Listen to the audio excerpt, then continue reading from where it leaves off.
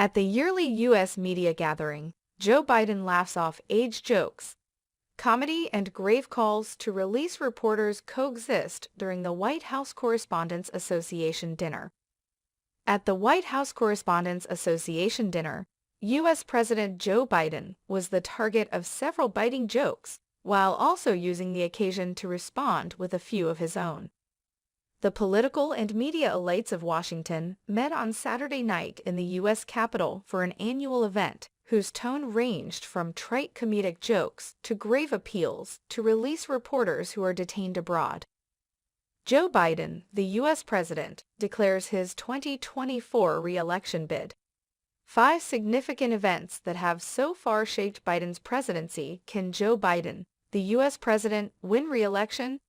Roy Wood Jr., a correspondent for The Daily Show, was the star of the after-dinner entertainment.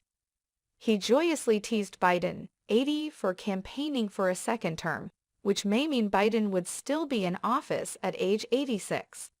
Wood drew attention to recent irate demonstrations in France against raising the retirement age. They rioted because they refused to start working until they were 64. He made light of the 80-year-old American man who was pleading with us for 4 more years of employment. When it was his turn to speak, Biden made fun of House Speaker Kevin McCarthy as well as a recent Republican bill that would raise the debt ceiling in exchange for a number of budget cuts, including some of Biden's most significant legislative accomplishments. Biden made the comment while referencing the number of votes in the House of Representatives that McCarthy need to be elected Speaker in January. The last time Republicans voted for something that hapless, it took 15 tries, Biden added. Even so, Biden cracked a few jokes about himself, largely in reference to criticism of his age as he pursues re-election. Don Lemon, a CNN host who was fired for making ageist and sexist statements live, was another target of his. "Call me old," Biden retorted. "I refer to it as getting older. You claim that I am old. I claim to be wise.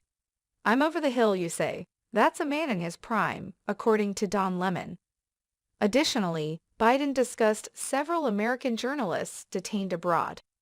In his remarks, Biden stated, "We're here to convey a message to the nation and, quite frankly, to the world. The free press is a pillar, perhaps the pillar, of a free society, not the adversary."